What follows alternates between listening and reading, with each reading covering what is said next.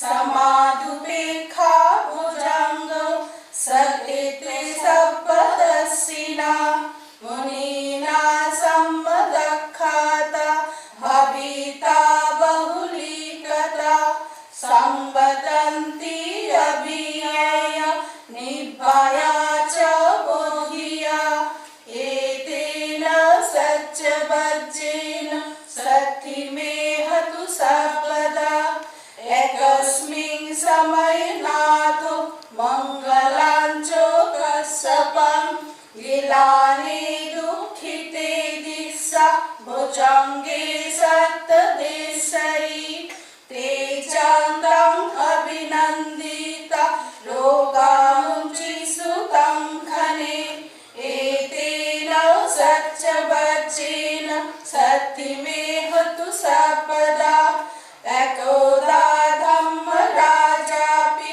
Gelayana bhidilito Chundaterena taryevo Dhanam pirtanu sadaram Samadikta cha avada Tamha bhakrasikhanaso Etena satchabhajjena Satthimeha sabbada Vahinate cha abala Tinnanampi mahesinam Makkahato kilesava Patanupati dhammatam Etena satchabhajjena Satthimeha sabbada Bhavatu sabbamangalam Rakhantu sabbadevata Sabbabudhanubhavena Sada sati bhavantu te Bhavatu sabbamangalam Rakhantu sabbadevata Sabbadhammanubhavena Sada sati bhavantu te Bhavatu sabbamangalam Rakhantu sabbadevata Sabbasanghanubhavena Sada sati bhavantu te.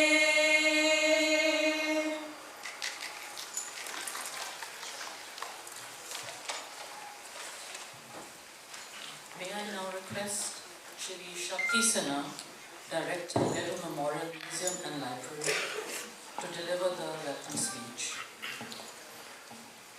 My prostrations to Puja Vajradhara, Kenting Taï Situ Rinpoché. My body does not allow me today to prostrate, but mentally, please accept. It is such an honor for us here to welcome you, sir, His Eminence. This place that you are in, and most of you must be here for the first time, is basically earlier was the residence of our Prime Minister, the first Prime Minister of India, Pandit Jawaharlal Nehru. After his death, it became a museum dedicated to him and to the Indian freedom movement. Subsequently, this library has come up where you are situated, sitting right now. It's a library which is the best library in the world on contemporary India. Because not only do we have books, we have documents, photocopies, microfilms, journals, anything that you want in India in the last 50 years, this is the best place to be anywhere in the world. So any scholar who studies contemporary India, anywhere in the world, has to come here. But contemporary India is wide, it's vast, it's diverse, and the heritage of philosophy of various Indic schools is very strong. And therefore, when the Buddha Jyoti Foundation had asked me to collaborate, I felt honored. I didn't even take a second to say yes. Because for us to be hosting this talk today is, I think, an honor for us. So let me welcome again Tai Situ, let me welcome all of you, and let me end by saying, if those of you who still have their phones on, please put it on the plane mode. Thank you.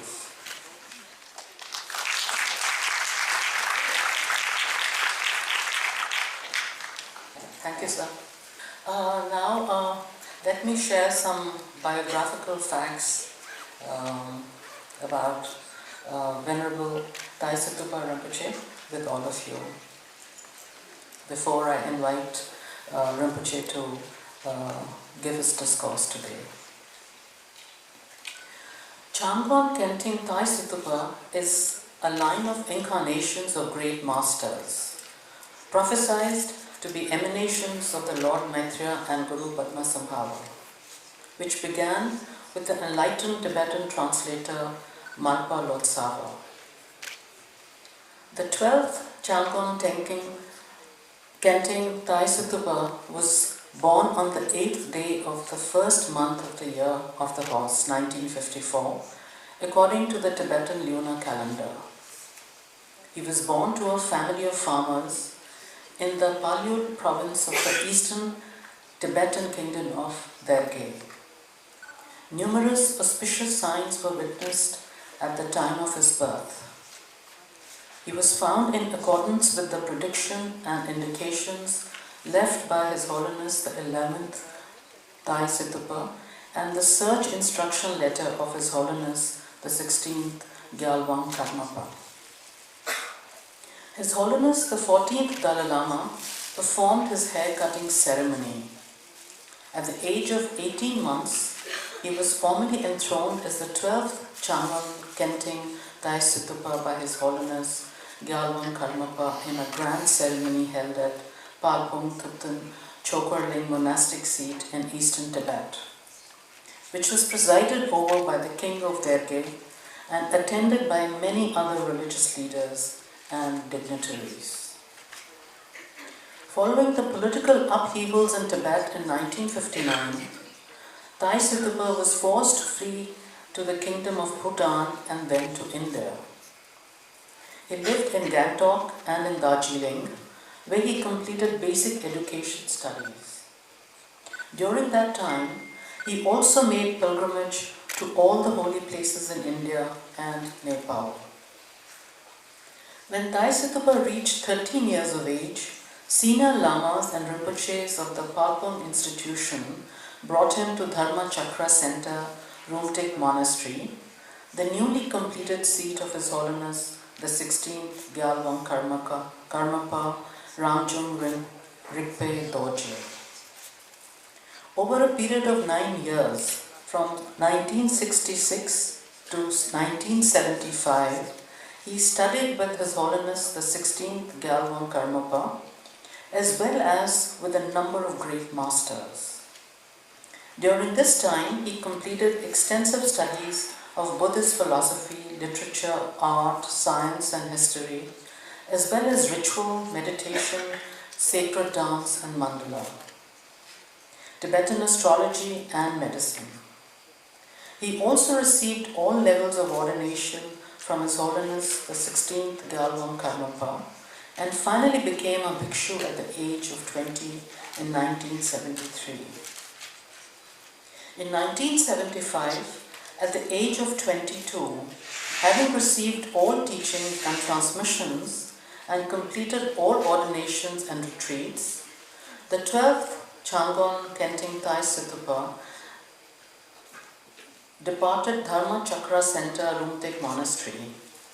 In 1976, he established the Palpung Sherbling monastic seat in Himachal Pradesh, India, to continue the heritage and institution of his predecessors.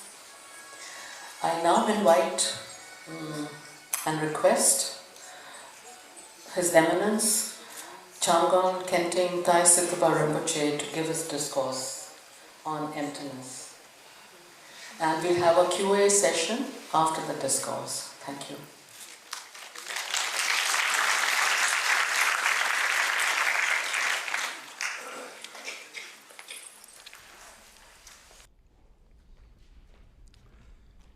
Good morning. Can you hear me?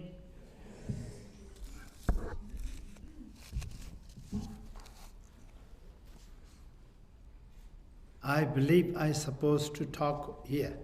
Everything is set here, right? Otherwise, I don't mind talking there, but I can see you, you can see me, everything's here. I start from here, okay? Right? Okay. I want to start with the refuge to Buddha Dharma Sangha. So join with me, all of you. Buddham Sharanam Gacchami Dharmam Sharanam Gacchami Sangham Sharanam Gacchami Dutiyam Madbe Buddham Sharanam Gacchami Dutiyam Madbe Dharmam Sharanam Gacchami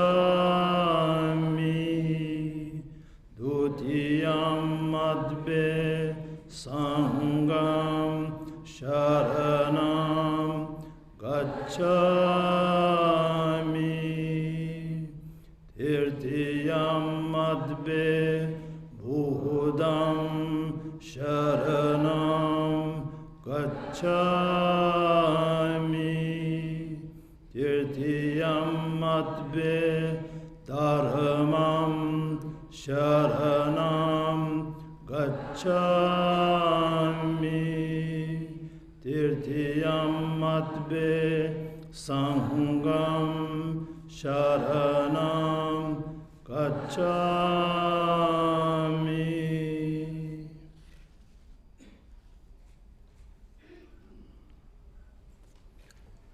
My salutations and supplication to my Guru Vajradhara in Tibetan.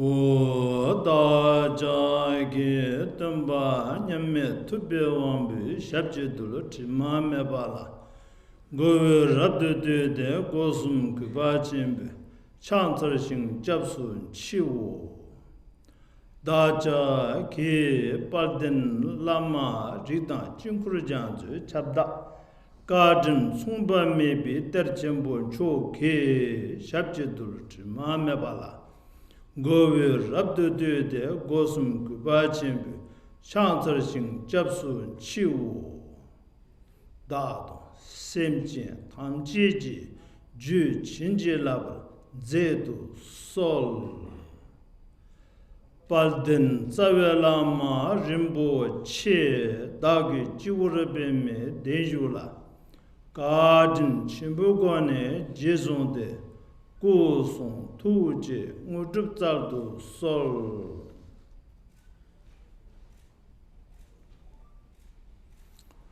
O ganje senjoran jere ravalane mendara dan larje nujindan Dinga norbu jem basenze savone belunma kayin tan kanjerne Parje rojna rabdo gave ripa zamba kanyin pa deda tamji tarpa tambe gurujuru tube sonye chana dereshe je kanda shochu tongen jitena deshe lomara juba kansu da tindra dagi tembe chunche je nyambran deba tamji Derende she wana nankada nyambe semje damje namje lanamyab yang taba zobe sanje je kompa rumbo chana gabra cha teje do talam tambe chu sama chebala chu nyembe kunonda kunche nambra tabe sen tar tela kan sambara chawe chune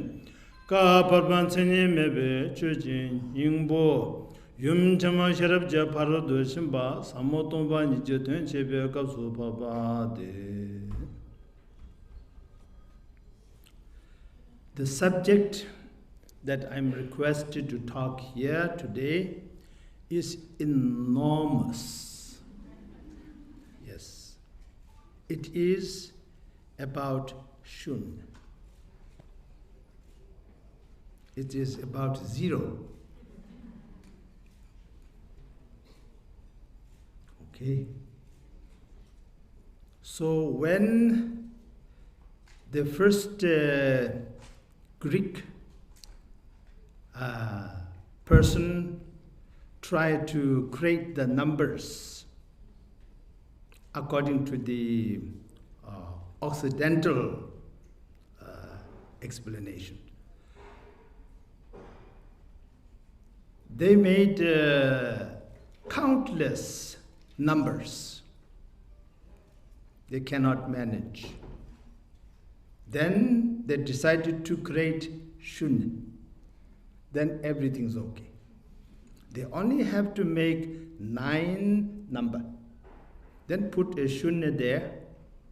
Then all the other calculations in the universe, including the distance between one galaxy to another galaxy, which is pretty far. Just going across our own galaxy with the speed of light takes so many centuries. So all of that is managed with the creation of zero. Yes. The 9 numbers that they have to create is less number than fingers that we have on our 2 hands. 1 less. Just 9 individual character. Then 0. That took care of everything. Now, when it comes to Lord Buddha's teaching, Prince Siddhartha, before his birth here on earth, he was in heaven, in Tushita heaven, to be specific. And he descended on earth from Tushita heaven. And he chose King Sadodana as his father, Queen Mahamaya as his mother. He was born here in the royal family of Shakya clan. And parents named him Siddhartha. And when he came of age, then he decided to search for the meaning of life. He did not find that in the palace. He ventured outside of the palace. He saw the inevitables, which were hidden for him in fear of becoming a saint. So the truth, nothing can hide. Even the father, King Sadodana, the mother already passed away, and all the other ministers and retinues in the court, they did their best, but they cannot hide the truth from him. So he saw the truth of birth, truth of old age, truth of sickness, truth of death. On top of that, he saw the truth of peace. Upon seeing a monk, all the great masters that were there, who are appointed to do the duty to teach this young bright prince, they cannot teach him what his loyal servant, the chariot driver, he told him the truth. And everything that he have learned became meaningless after when he learned the truth. The prince asked him, can these things happen to me? Can I get old? Can I get sick? Will I die? Have I been born? Then Chariot said, that's what loyalty is, be truthful. To his master, I think those days you have to say something like, he's not yet the king, so he cannot say Your Majesty. He had to say something like Your Highness. Your Highness the Crown Prince, right? Yuvraj ji. So, yes, this will happen to you. And then he saw the truth of the samsara. Then he left the palace, not against the palace, not against his father, not against all the people that are the subject of of his kingdom, not against them, for them, as well as for entire humanity. Not only that, for the sake of peace and everlasting joy and freedom of all sentient beings, from God to hell, for all he left. And that way, after 6 years of meditation and contemplation, finally he reached the Buddhahood. So Prince Siddhartha became Buddha Shakyamuni under the Bodhi tree at Bodh Gaya in today's Bihar. Now, after 2,600 years, the Prince Siddhartha becoming Buddha Shakyamuni is one of the greatest things that happened to humanity. In the times of trouble, the humanity have hope because the enlightenment of Prince Siddhartha happened among human beings. It is of the humanity, for the humanity, by the humanity. Not from somewhere else, not by something else. So this way, then, not only the Buddha Shakyamuni manifested the Dharma, but its lineage is living today. It is fresh. Buddha is among us. Not only that, Buddha is in each and every one of us. You are Buddha. You are Buddha. And you are Buddha. I am Buddha. We all Buddha. Everybody out there are Buddha. From God to hell, every living creature is Buddha in essence. So how can we relate to it? Okay. Now, after his enlightenment, for 7 weeks he did not teach. But then, upon the request of the Lord of the God, Brahma and Indra, then Buddha gave the first teaching.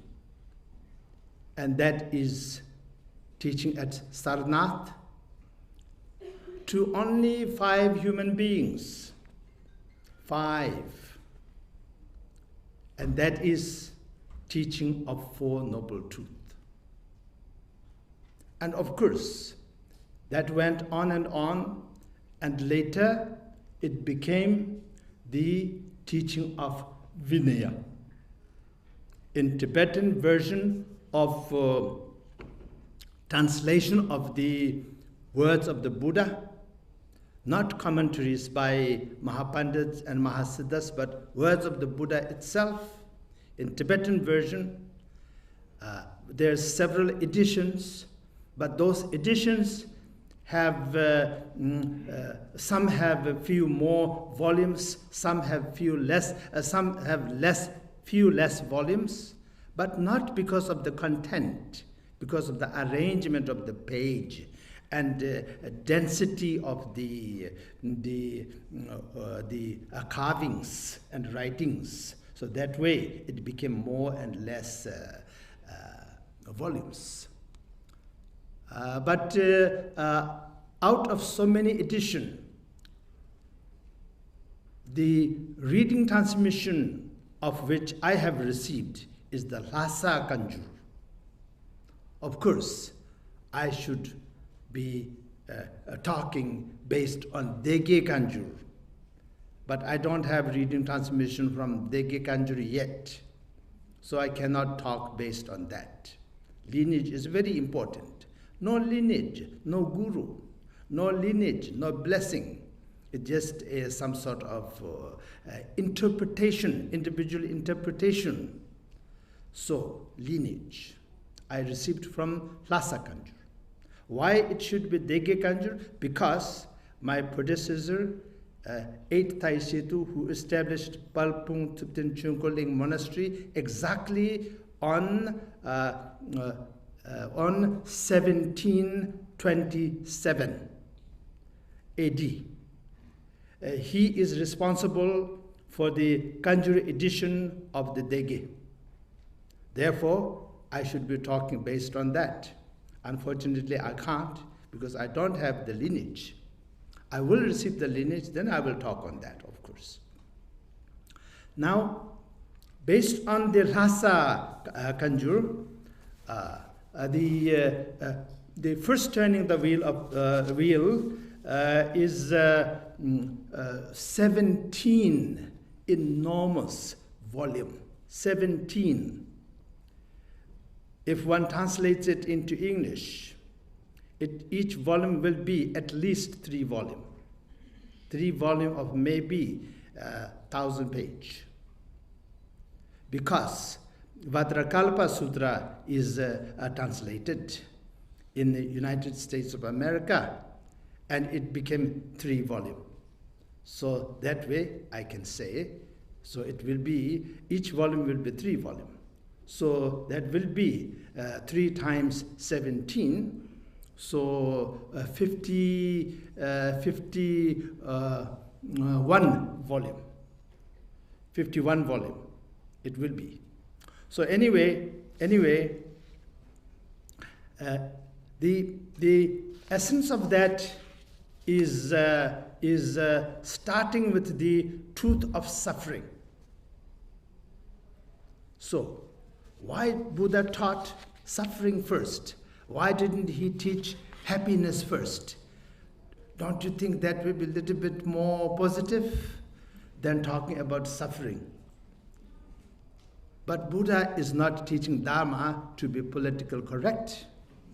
Buddha is teaching Dharma to truly help humanity, truly help people. So that way, he told the truth. Nobody likes to suffer. That is very simple. No matter what kind of belief systems that you follow, no matter what kind of culture that you're supposed to be coming from, no matter you're supposed to be white, black, brown, yellow, orange, green, blue, whatever. So nobody like to suffer, and everybody don't want suffering. Everybody is doing everything that they can from day on and day out to overcome the suffering. That's why the whole world, the 6 billion people, are absolutely occupied 24 hours, 365 days throughout all their life. When they're a baby, they don't know how to say anything, how to express anything, but cry and kick, they know. So they do that because they are suffering. And until they die, we all do. So this way, the truth of suffering is the first teaching that manifested from the Buddha. And that went on and on. But I will not go further on this because I am supposed to be talking on the second turning wheel of the Dharma.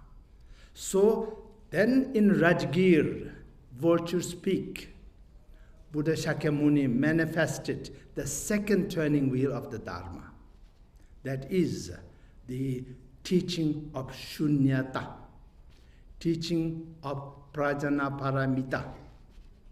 And so later, after compiling the Prajnaparamita, all aspects of Prajnaparamita, then it became so many volumes, such as the first of the 17 major teachings on Shoonyata that Buddha have given have 12 volumes, the first of the 17. We call it 17 mother and daughter. So first have the 12 volume. Second have 3 volume. First have 100,000 shloka. That means 400,000 verses. So altogether, how many will it be? So I will not go into those numbers now. Now this is the second teaching of the Buddha. And then there is the third. Then there is the fourth.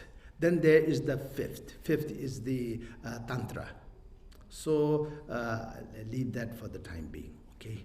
So now we are focusing on the second turning wheel of the Dharma. Okay, Prajnaparamita. So out of so many Prajnaparamita teaching that manifested from Buddha, I say manifest. I will not say taught by the Buddha. Because when somebody is teaching something to someone, with plan, with perception, then it is dualistic.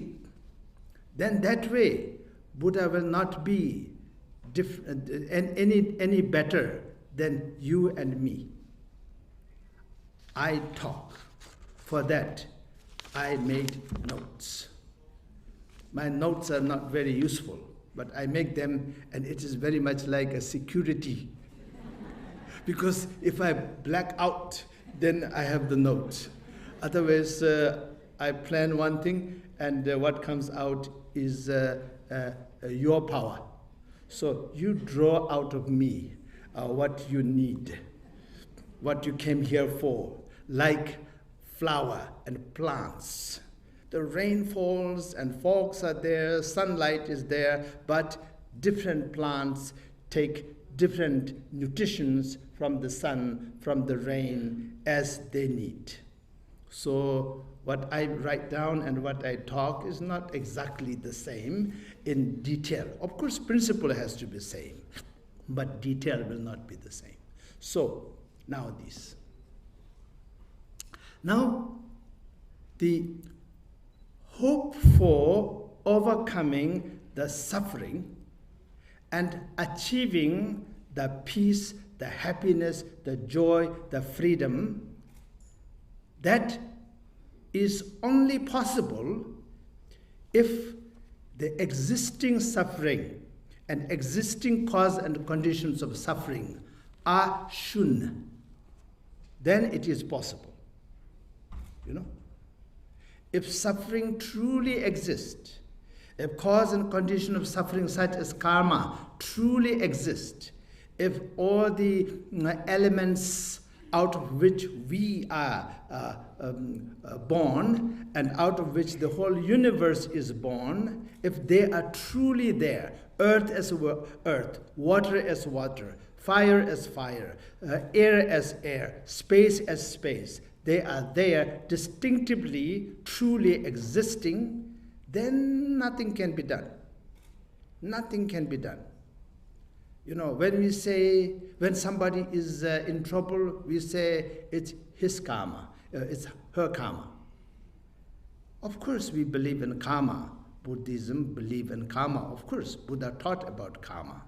One of the Four Noble Truths is about karma. But then he did not teach karma as the ultimate truth, karma as a relative truth. So we are non-believer of the karma ultimately. We are believer of the karma relatively. So where should we draw that line of ultimate and relative? Very simple, very simple. Nobody will suffer ultimately. Guarantee. You know, all the sufferings, all the karmas are there, but relatively. They all are impermanent. You cannot have permanent suffering, no matter how bad you are.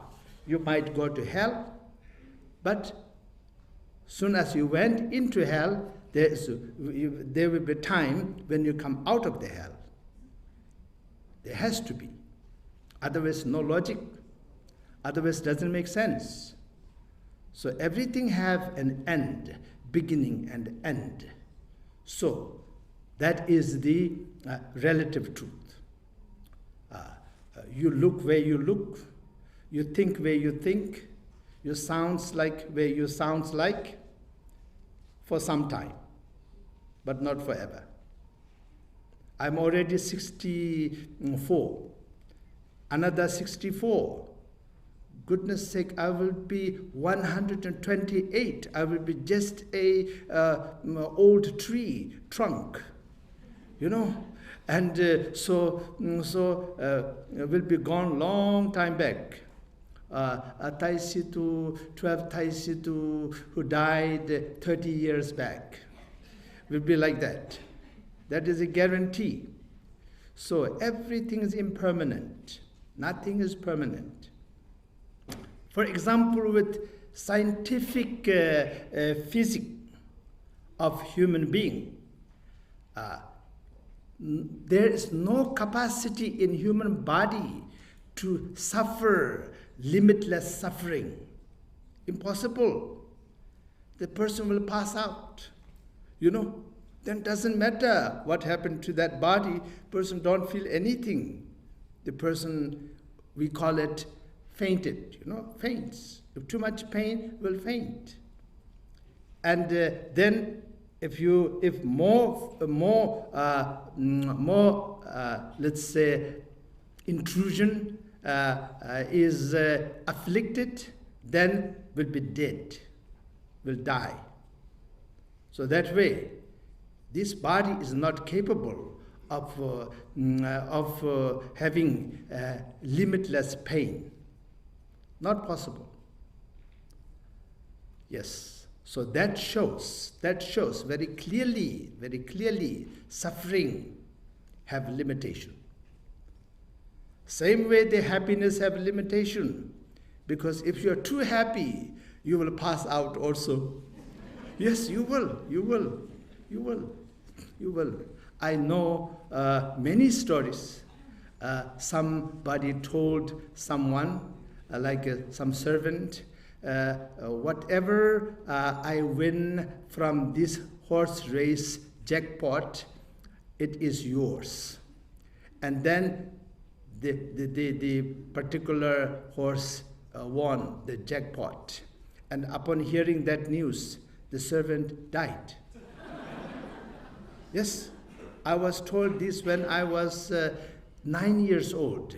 When I'm in Darjeeling, I was told this by people there as a true story.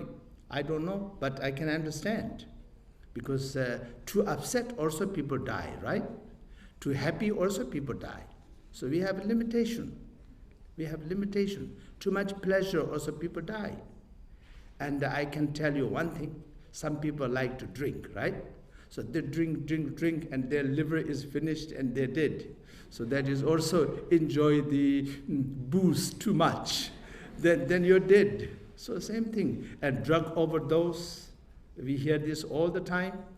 And all of these things are indulging in anything that makes you happy. Too happy, dead. So like that. So that way, everything is just a perception with limitation. With limitation. Now, going back to the Shoonyata. Shoonyata. Tongpa Nyi.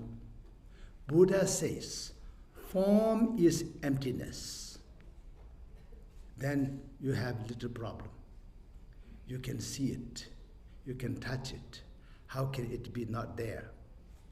But then, immediately, Buddha said, emptiness is form. Then it starts to make sense.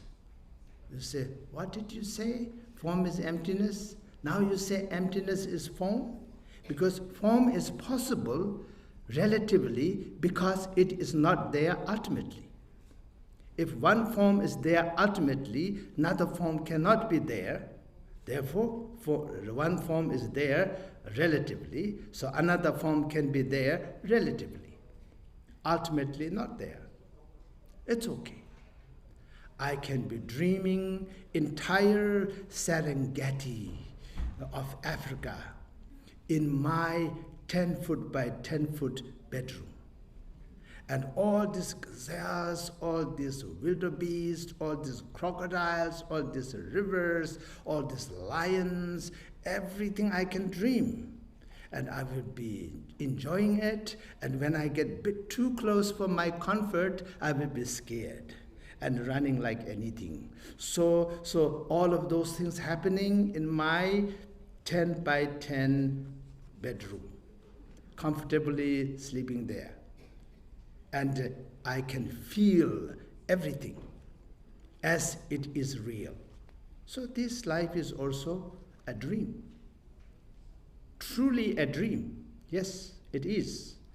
When do we wake up? When we die. When did it start? When we were born.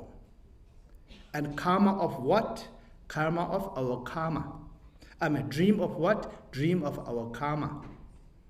Okay? According to the karma we dream. How can I say that? Very easy. You have 5 persons in your family. Everything is happening in your family is exactly the same thing for everyone. But one of them like it, one of them hate it, one of them are indifferent, one of them obsessed by it, one of them absolutely turned off by it. But same thing, same family, same situation. So how can that be possible? It is possible. It is happening all the time. That's why some wise families put up with it. They make adjustments. When one of the family members a little bit upset, all the other family members keep quiet. And then when so does the same with everyone, each other, and the family is in peace, doing well. But some are not that mature. Then divorce after divorce after divorce. I know people who have 4 divorces in their life. Yes, 4 divorces. I'm sure if there is 4 divorces, there can be 40 divorces. That means every year there will be 2 divorces. So that also means every year there will be 2 marriages. You will be shocked actually when you really learn what is happening in the neighborhood. So this is a regular case all over the world. All kind of things are happening. All kind of things are happening. So this way, everything is a manifestation of one's own karma. And if you take back and look at it, then it is all illusion. And if you're involved in it, it is not illusion. It is real as it could get. So that way, the emptiness, by definition, is everything is happening relatively, but nothing is happening, nothing is there ultimately. And there is a particular words for it. It is called interdependent origination. So everything is there as interdependent manifestation of everything else. Nothing is there more than interdependent manifestation of everything else. Do you understand? Okay? So, like this. Now, I think generalization is done. Now we'll go specific. Out of those 17 great teachings of Lord Buddha, one of the shortest one is Heart Sutra, or in Tibetan, Sherab Nyingpo. Then Sherab Nyingpo is not taught by Buddha verbally, but manifested in a very special way.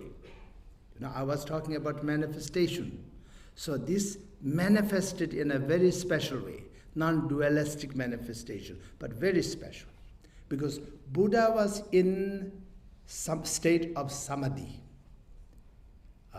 at Rajgir area. And so that samadhi is called Sabmo Nangwa.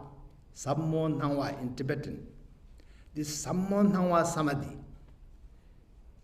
So when he was in that state, then Avalokiteshvara Bodhisattva and Shariputra, his disciple Shariputra, they had conversation, question and answer, which is caused by the power of the Buddha's samadhi, because they both were in the presence of the Buddha, being in that samadhi.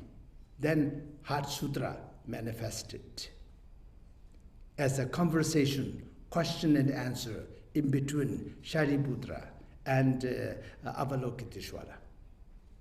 So this is perfect example of manifestation of the Buddha's teaching. Now, what is that samadhi? Sabmo Nangwa. Sab in Tibetan means deep.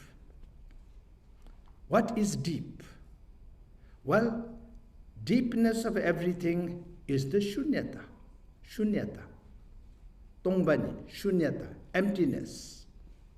But then it is accompanied by the word mo, sab-mo. Mo means feminine. Mo, mother, father, po, mo. So mo is feminine. So what is that? That is Great Mother Prajana Paramita. Yumchemo Shirapji Parudachima. So Great Mother Prajana Paramita. And so deep Prajana Paramita, which is wisdom. The feminine represents wisdom. So wisdom, emptiness, wisdom. Then Nangwa. Nangwa. Nang means seeing, perceiving, clarity.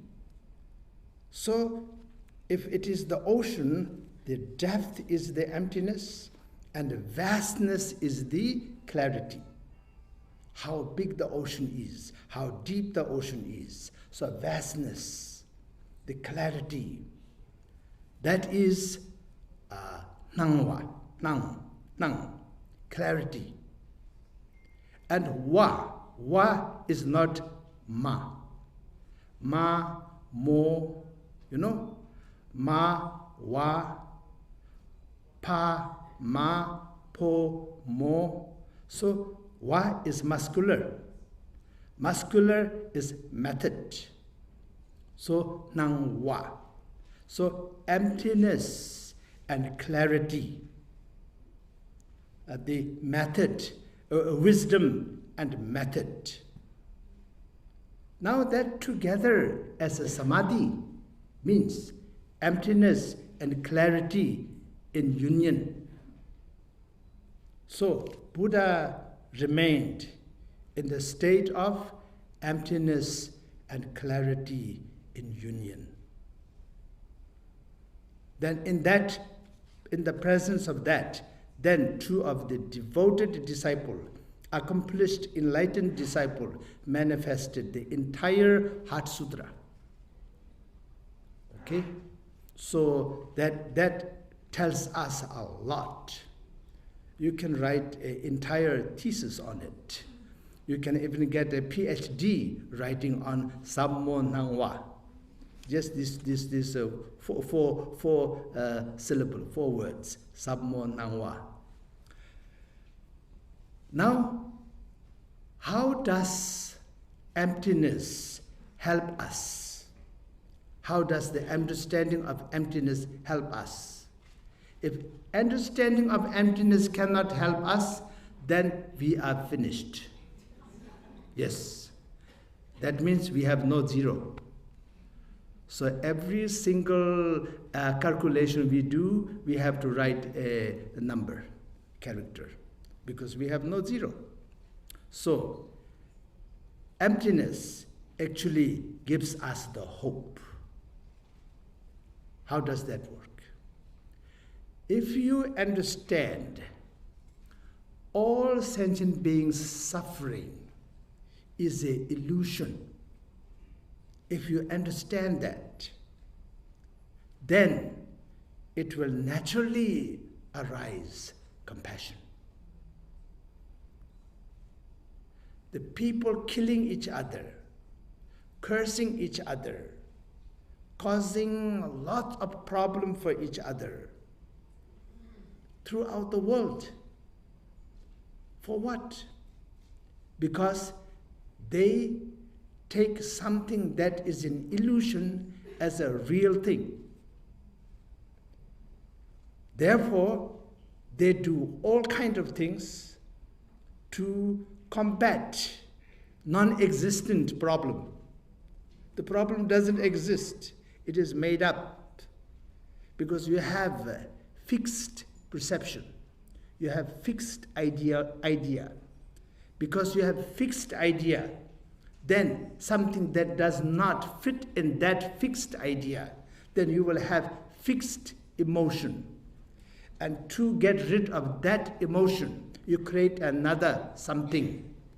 We call it remedy or whatever. We can come up with all kinds of impressive words. And then that way, entire sentient beings, from God to hell, are suffering.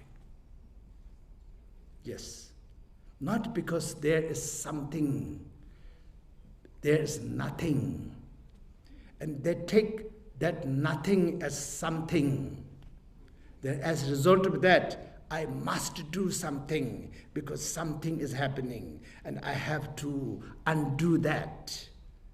And then for that, there's so much collateral damage. You know? So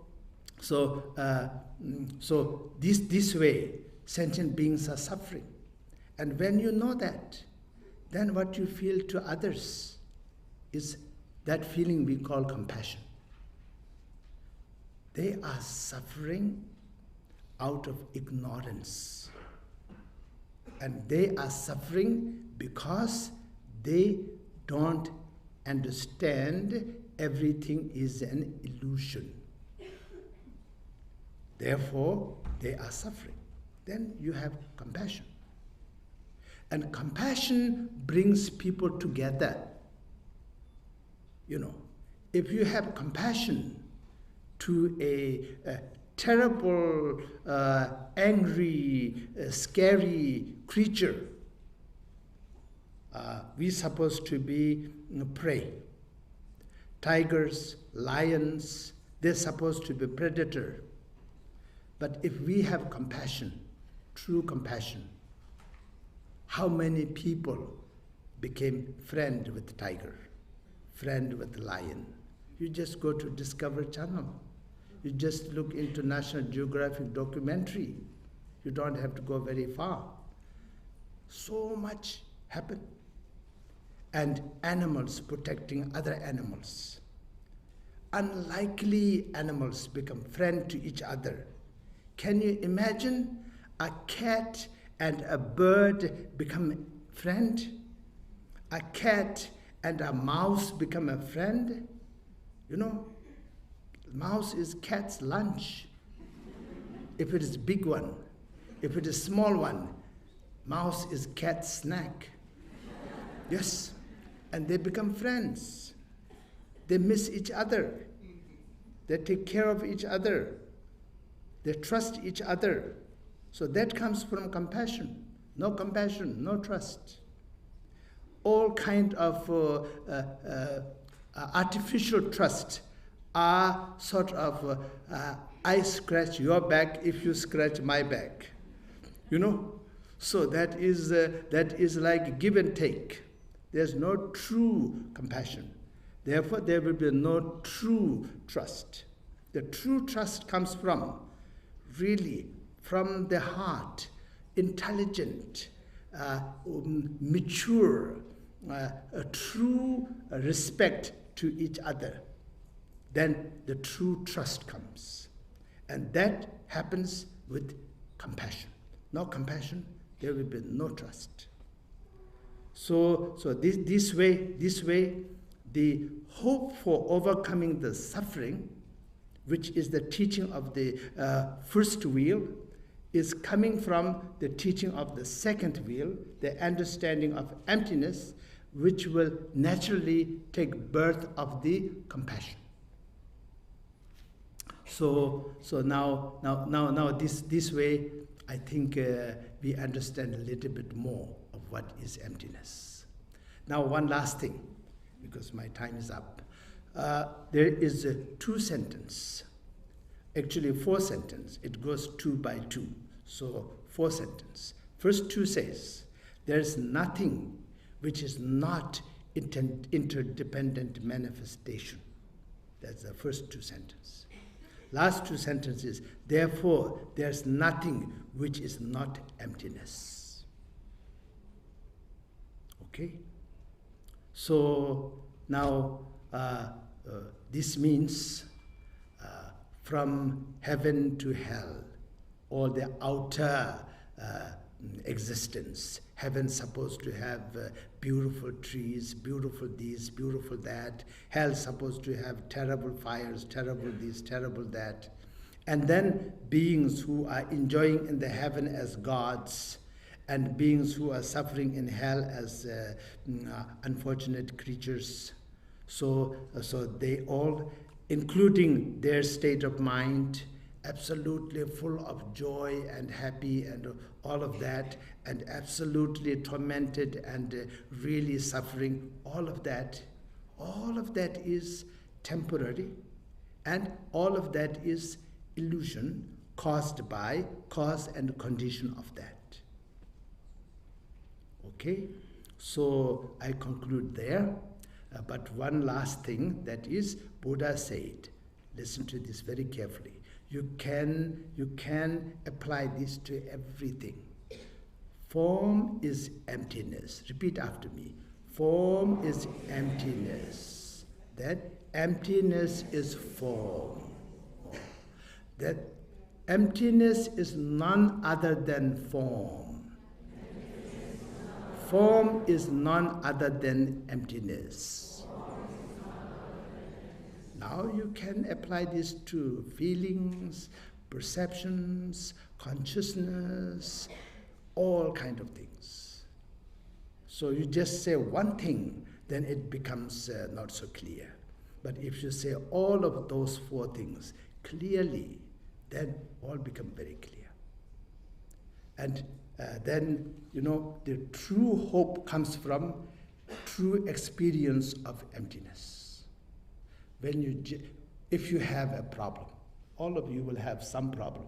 I don't want you to, but you will, guarantee. I have been around for 64 years. I know there will be. Each and every one of you including me, we will have some problem. Big problem, small problem, that's up to how we handle it. We can make, always, we are very good at making small problem big. That is why samsara is going on, for countless eons. So you will have problem. So when you have problem, instead of going hysterical about it, you just tell your people around you, be quiet. Don't bother me for half an hour. You just sit and take a deep breath first.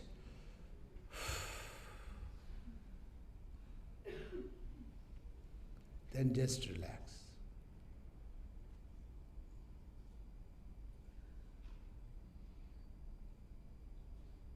Just relax for 5 to 10 minutes. Then you look at your problem, so-called problem. Then you will find out, maybe that problem is very good for you. Yes. Maybe it is a good thing happening to you, blessing in disguise, Yes. And then the power of the problem become gone. The problem don't have power. It is not like hari mirch, green chili. It becomes like a Simla mirch. Simla mirch is 10 times bigger than hari mirch, or 100 times bigger than dola khorsali. Yeah, small round chili, which is chemically hot, not just vegetably hot, but chemically hot. So the kind of severeness is gone. When the severeness of your problem is gone, then you will have good perspective. Then you are able to handle your problem much better. Much better. Yes. So, that's it. That's it for now. Now you ask me question. Yes, you question me, and you think of a hardest thing. Then it makes sense. Yeah. Something you know already, don't ask me that question. This is the biggest problem with Asians, Asians, we have this kind of habit. When we are supposed to ask a question, then we think of what we know. And then ask a question about the subject that we know. That is stupid. You don't know something. You don't know about something. You wanted to know. Then you ask a question about that. Then it makes sense. So I hope I can give you a little something. So ask me a question on the subject that you are confused and you don't know. You ask me. Yeah, thank you very much, Rinpoche. Yes, please.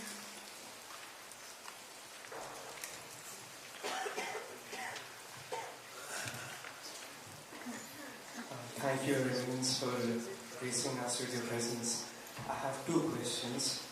First, in the realm of emotions, as we understand that there is a distinction between what we understand empathy as a value and compassion. Empathy.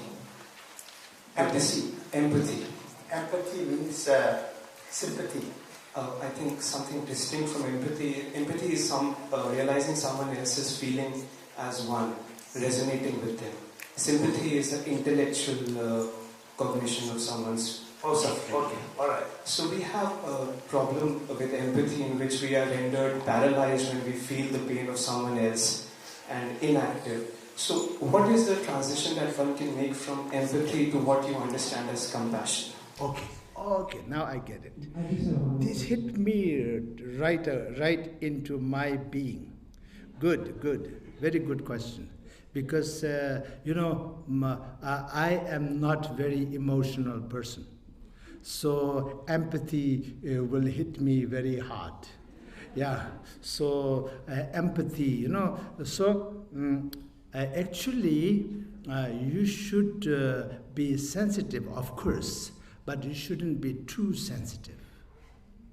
If you're too sensitive, you will be busy crying, you know, and you can't help anybody, you can't help yourself, you can't have a good perspective, you can't even see properly because you are crying. Yes, yes. So practically, I didn't cry for years, decades. I don't know how to cry. Sort of, not 100%, but sort of. And I don't take pride in it, but that's how I am.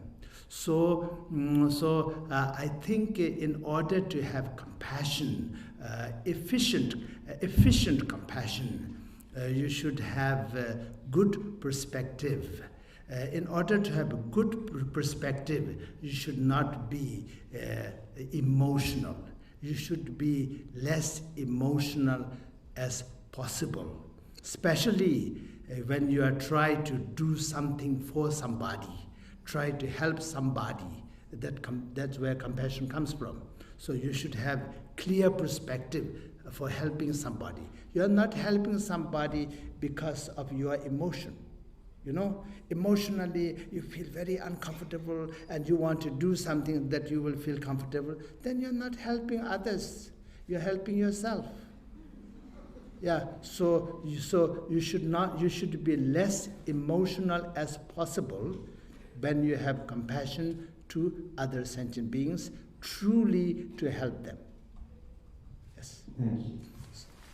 Yes. Yes, over there at the back. I see too many hands, so just random. Yeah, good. Rinpoché, I have one question. How can we see one big problem like global warming and climate change from the perspective of Shoonyata? Yes. That's perfect. That's perfect. Because there is no ultimate global warming. Yes. That's why relatively global warming is happening, you know. And therefore we can do something because it is relative. Having said that, I have little rubbish on from my part about global warming. Can I say something about it? Okay. Yeah, I don't mean to take your question time, but this is also maybe somebody's question. Actually, I am very much concerned citizen of the planet Earth for many things, including environmental issue. Having said that, global warming is true, but global cooling also happening at the same time. So some part of the globe getting warmer, that means other part of the globe gets cooler. But the problem is where coolness is a good thing, it is not happening. Where the coolness is a bad thing, it is happening.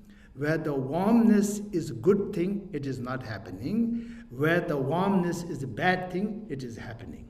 Therefore, global warming, global cooling become a problem.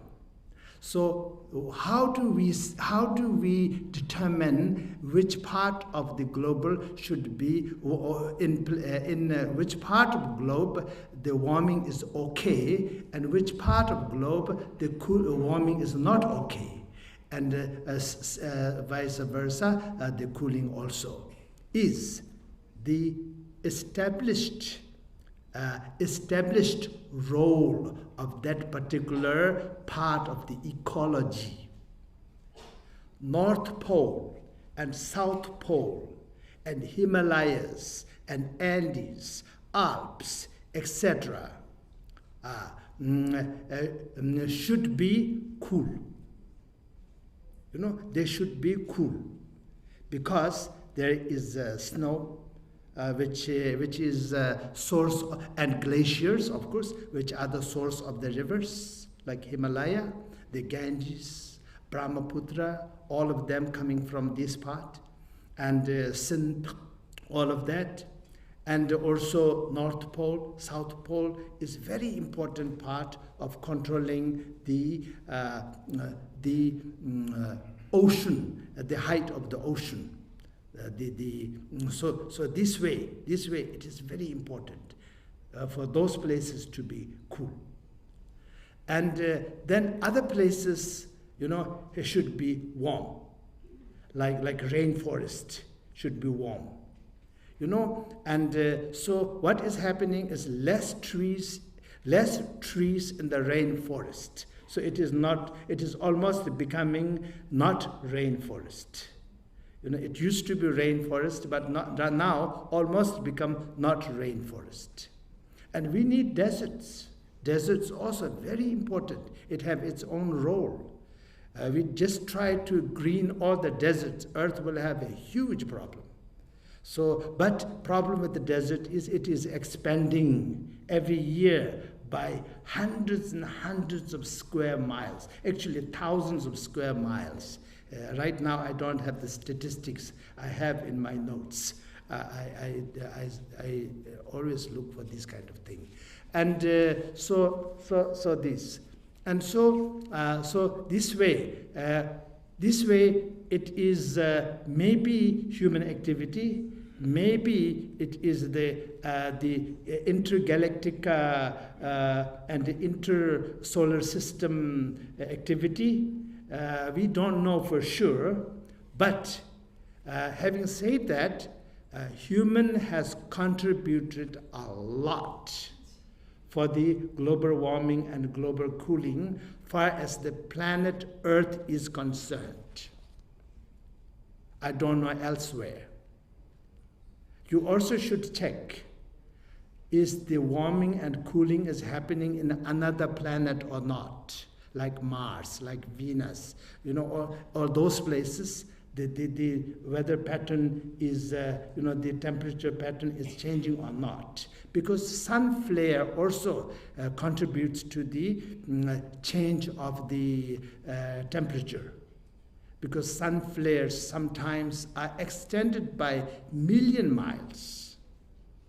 So if sun flare is closer to us by a million mile, previously it is further from us by a million mile, we will have temporary sort of change of gravity, change of weather, change of this and that. It will happen.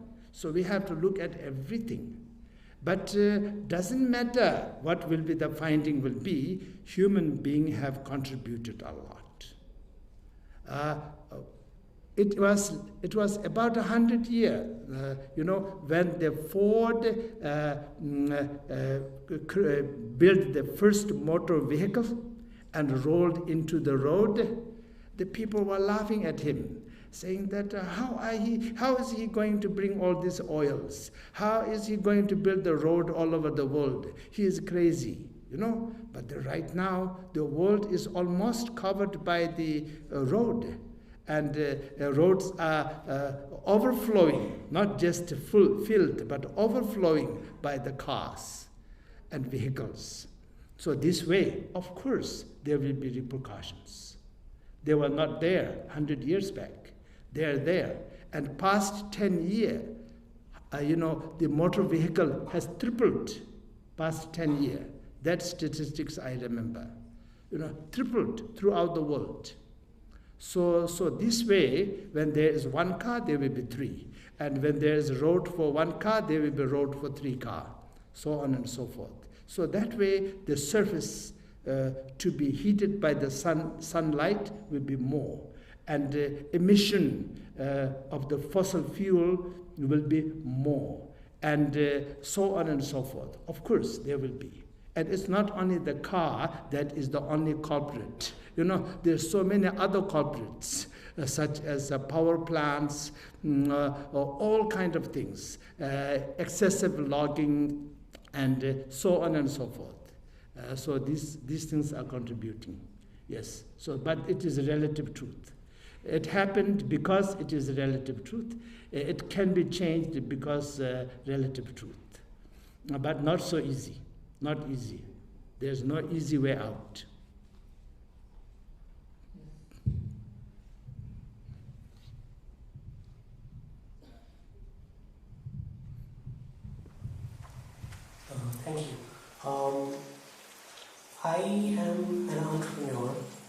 question is, I'm an entrepreneur.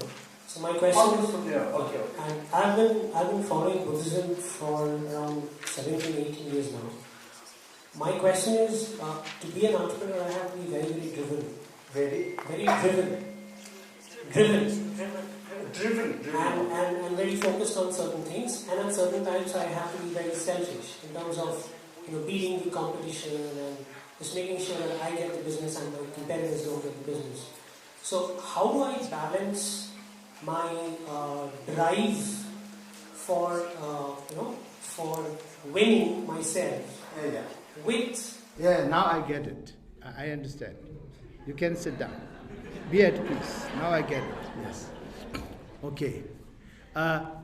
Actually, you should never forget that entrepreneur or anything is a samsaric activity. It is worldly activity. So you cannot make a worldly activity not worldly activity. It is worldly activity. It is samsaric activity. So, for example, you can't grow rice without drowning insects. You cannot, because you have to water the rice plant every day, and for months. So you can't avoid that. Just put a sign there, no ants, please. They wouldn't. It wouldn't happen. So that way, that is nature of samsara. Okay. So you have to understand that. But having said that, person like you who wanted to be successful, but who wanted to do something about how to be successful, instead of regular way, just survival of the fittest sort of concept. So how do you go about? Well, I think it should be there should be always ways to make it slightly better. Always. Let's say pushing somebody around, and to get in front. There's a nice way to do that, saying, excuse me, and then go there. That is nicer. Then get out of my way, get out of my way, get out of my way, get out of my way, So I think you can do something like that. There's always slightly better way to do that. But you can't really be successful by doing competitive business without getting on the way of somebody else. That is very difficult. I don't think it is possible. Practically, it is not possible. For example, if there is 100 restaurants for 100,000 people, so that means each restaurant is catering for 1,000 people. They will be eating at home. They will be eating at each other's home as a guest. We call that invited guests. So they will be not coming to your restaurant if you don't make it a little attractive. And then also they will go to other 99 restaurants. They will not come to yours. So you have to somehow do something to make your restaurant special. And of course, the ideal thing will be all the owners of the 100 restaurant come together and say, I will cook only this, and you will only I will only cook this, and then all of you will be specialized for 100 different things and will not overlap, but that wouldn't happen. That itself will be very expensive.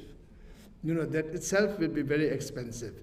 And and then somebody did not keep their word, then you have to take them to court.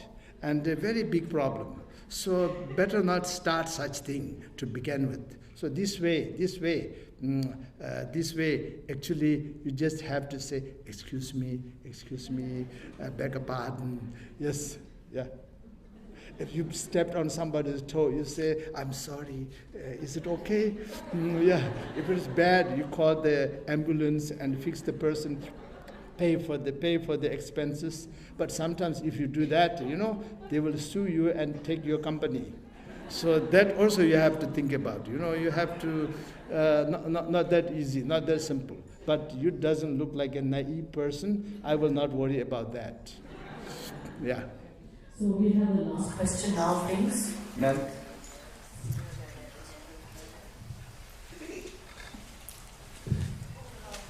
Thank you, sir, for very enlightening discussion.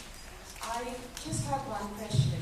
In your response, you mentioned that form is emptiness and emptiness is form.